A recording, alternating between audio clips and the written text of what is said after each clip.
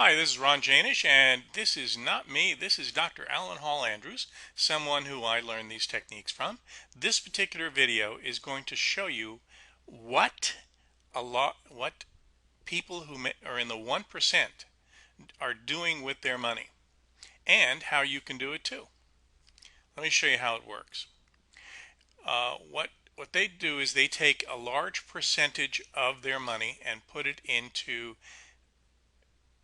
trades that are considered to be not going to be impacted by market risk or headline risk, primarily because lately what we found is Merkel gets up there and says a word, and Super Mario gets up there and says two or three words, no matter how silly they are. Boom, the market moves. Okay, so what are they doing that helps them to avoid, these are the big guys, market risk like that, okay, headline risk, and still make money? Well, let me show you the technique. And you can use it using our technology or technology you already have, or you can use it using technology you already have and add some of our technology. It's really up to you. Okay, we're going to show you how this works. Okay, and because this is something that I've been doing personally and it's worked wonders for me. Give you an example. On this date here, see what this date was. Our South American Airlines about to take off. I posted this. This was posted on July 12th. And what I was talking about was an airline symbol is GOL. Okay.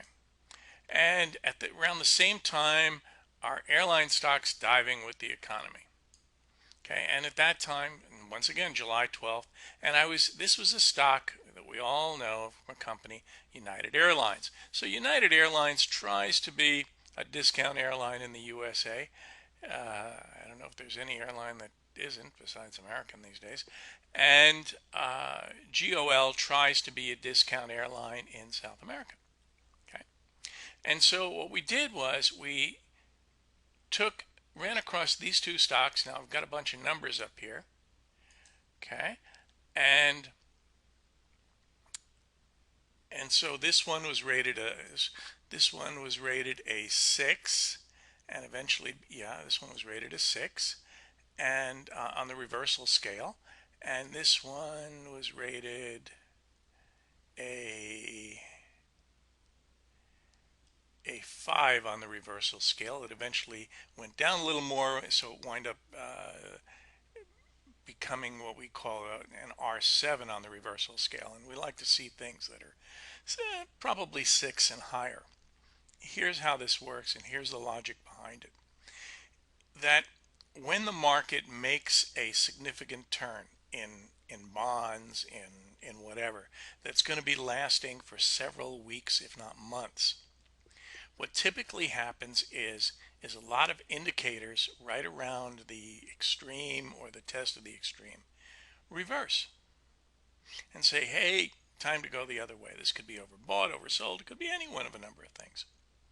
But we don't use those particular things. We use market geometry. So we use our indicators.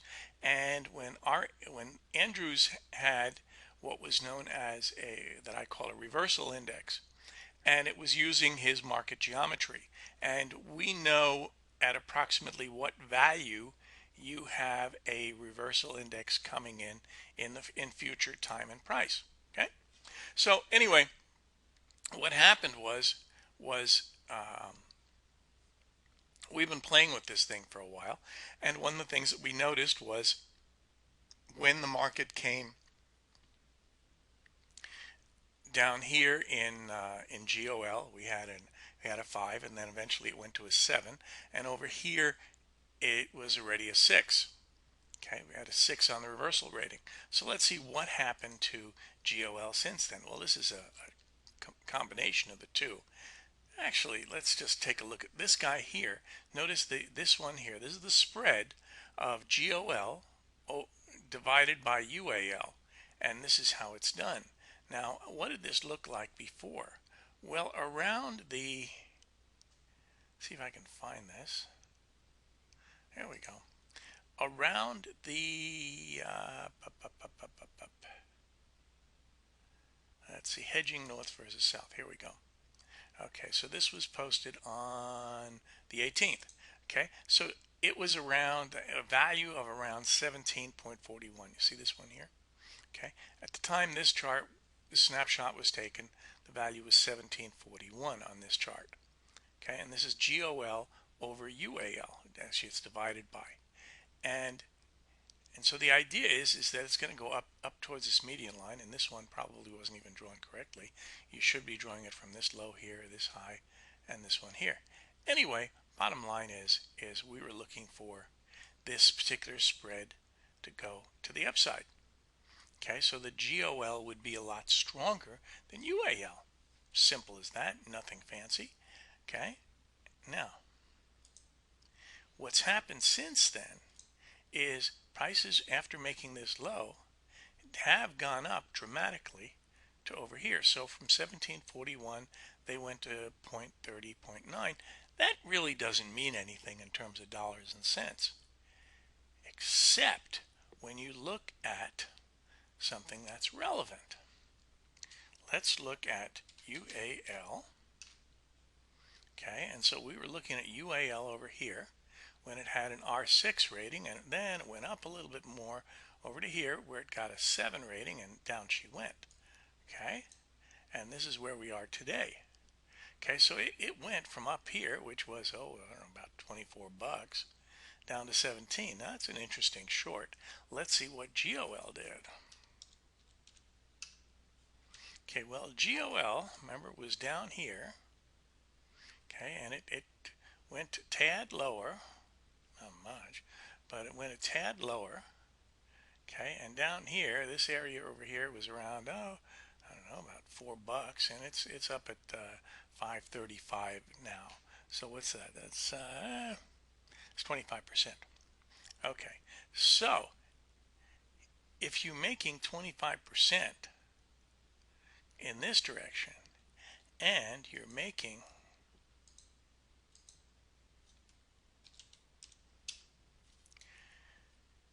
let's see, from 24 down to 17, that's pretty close to the same thing. In the other direction, you're a happy camper. Okay, because you're short one and long the other, which means you've not totally eliminated, but you've knocked out a lot of the market risk factor. Okay, and that makes it kind of interesting. So what am I looking at now? Well, right now I'm looking at, and we'll be able to see how well this does. I'm looking at two other ones that look kind of interesting. Let's see, where are we? There we go, there we go. What is this one here? This one is Alliance versus Travelers. Okay, so here we have Alliance versus Travelers. Okay, and it's sitting at around this value here. Let's, hold on, that's ALZSE. Let's do this.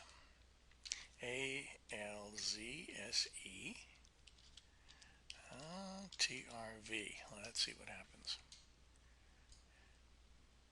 Didn't like that.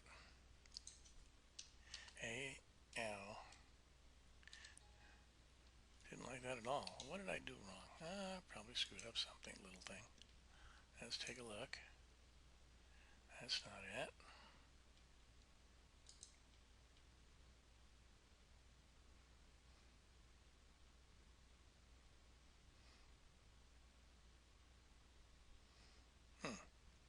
Okay, so that doesn't give me the data. As you can tell, this was not rehearsed. Even though it probably should be. Let's see, where can I find this? I can find it here. It will be AZSEY. That's the error. Okay, AZSEY. And we put the TRV on the other side. Okay, and we get, okay, it looks a little messy. Let's see if I can clean this up a little bit. I don't have anything to clean this up. Okay, well, it's best I can do. It's the best I can do. Let's look at this on a weekly. Yeah, it looks okay. And so right now we're at 17, and so our target is up here somewhere, which is at about 21. Okay, let's see if we change this to AWH. Okay, we get another chart that looks kind of like this, and at 13.6, and next median line is going to be a little about 16 something. Okay, so what does this consist of? Well, this consists of AZESY.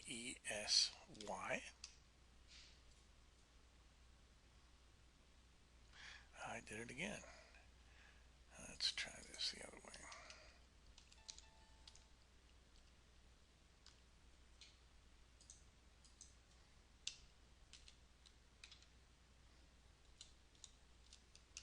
Here we go. AZSEY. Okay.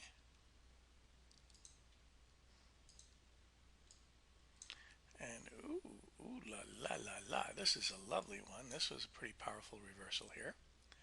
Okay. And this is a highly rated one. Okay. And that's for the upside.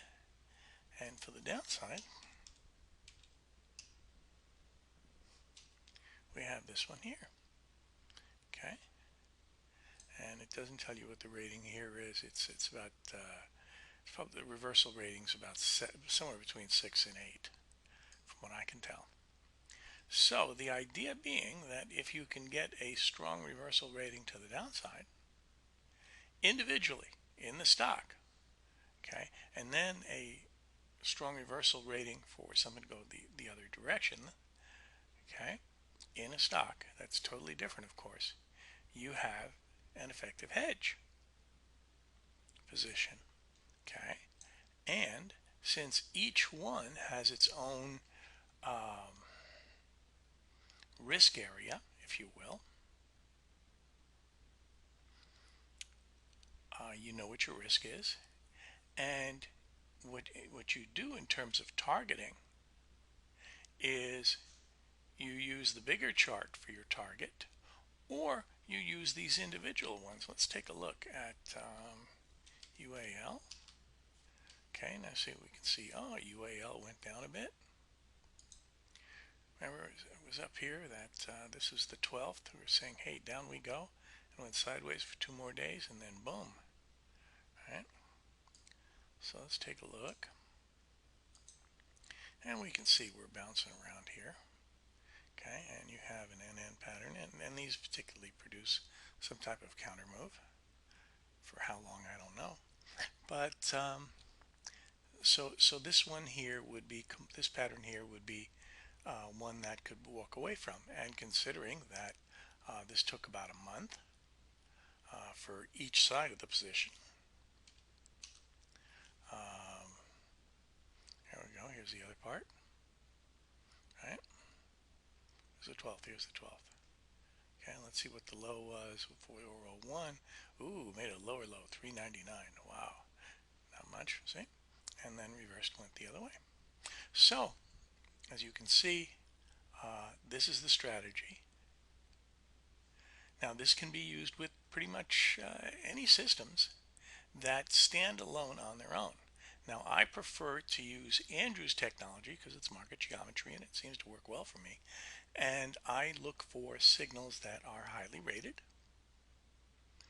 and by Andrew's tech, and go from there. Okay. Anyway, remember, there's still risk in this stuff here. It's just you really want to keep your risk to a minimum, and by having a good hedge on your position, you can do that. That's in theory, and hopefully that works out for you. And that's what the big boys like. So if you're looking at putting together a way of trading that the big money likes to see, this is what you do. Okay? Anyway, thank you for your time. See you next time. Oh, by the way, come take the Andrews course.